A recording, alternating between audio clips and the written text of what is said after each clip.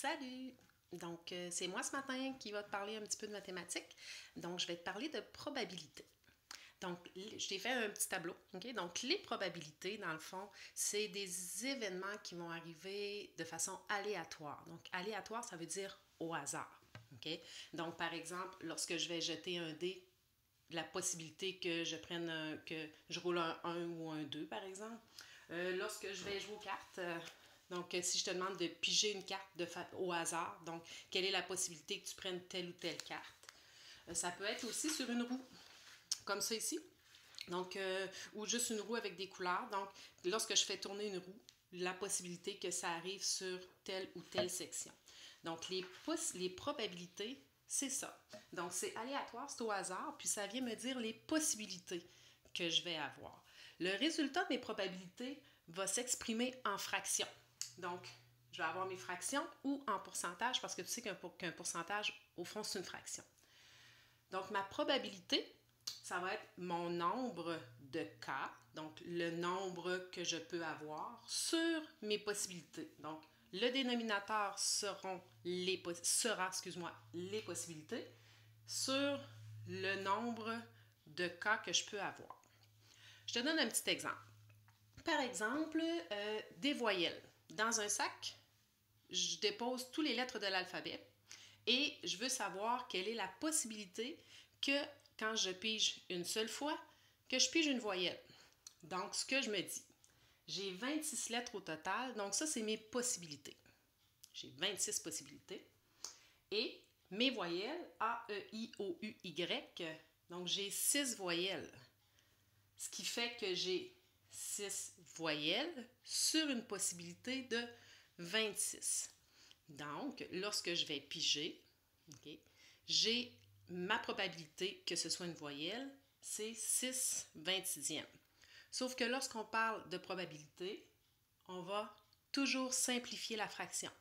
Donc, la probabilité que lorsque je pige une lettre, je pige une voyelle sera de 3/13e.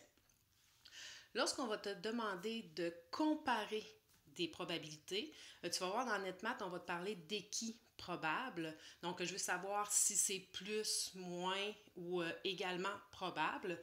Je vais devoir comparer. Donc, pour comparer, je vais devoir trouver des fractions équivalentes pour être capable de bien justement les comparer des pommes avec des pommes, puis pour comparer n'importe quoi. Ou tu peux toujours le mettre en pourcentage aussi. Donc, mon 3/13e, je pourrais le mettre en pourcentage. Donc, ça veut dire que je veux savoir sur 100, ça va me donner combien. Donc, 13 fois inconnu, c'est ça que je cherche, va me donner ça. Donc, c'est un terme manquant, ce qui va faire que je vais faire 100 divisé par 13. Et par la suite, je vais le multiplier par 3, ce qui va me donner mon pourcentage. Donc, ça ici, c'est pour les probabilités. Si, disons, tu as une roue comme ça ici et que je veux savoir, c'est sur le jaune. Donc, quelle est la probabilité que lorsque je vais tourner la roue, que je puisse arriver sur le jaune? Première chose que je dois faire, je dois déterminer les possibilités. Donc, ma roue, elle est divisée en 18 parties. Ce qui veut dire que mon dénominateur sera 18. Et ici, j'ai deux parties qui sont jaunes. Donc, ma probabilité sera de 2/18e. 2/18e, je peux le réduire, donc divisé par 2, ce qui va me donner 1/9. Donc, ma probabilité d'arriver lorsque je tourne ma roue sur une section jaune sera de 1/9. Les probabilités, là, dans le fond, c'est de la logique. Donc, il faut prendre le temps de s'arrêter, puis il faut prendre le temps de réfléchir. Puis souvent, ce qui peut être très aidant, c'est d'avoir une feuille à côté pour noter. Si on y va avec les cartes, donc c'est certain que si tu ne sais pas qu'un jeu de cartes complet, c'est 52 cartes, ça devient plus difficile.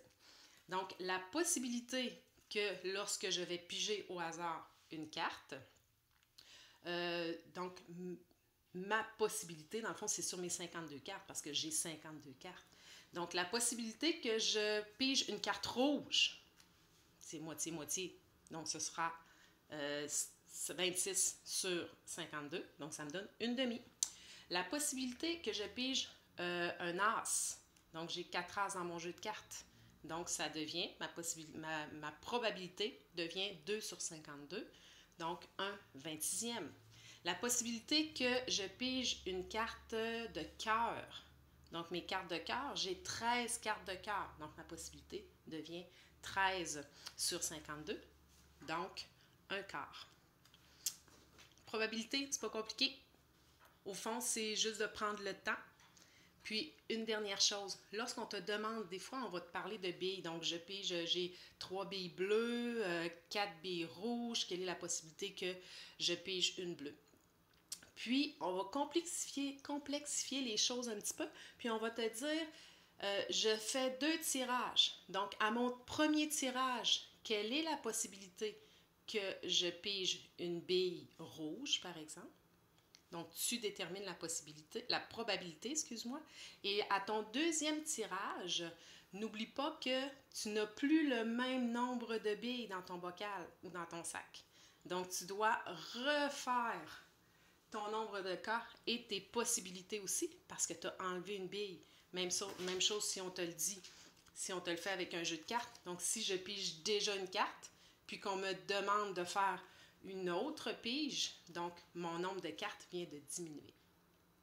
Donc, je t'invite à aller faire les activités dans NetMath, puis à bientôt!